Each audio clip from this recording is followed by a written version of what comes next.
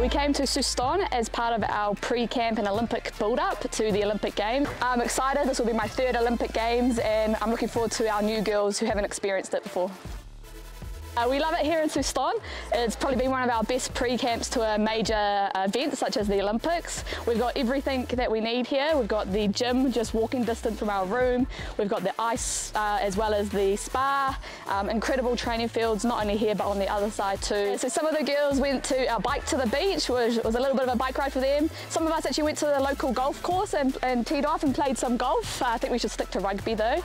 There's been a few girls out on the lake on the paddle boats. So it's been awesome being able to do other things other than rugby. Okay.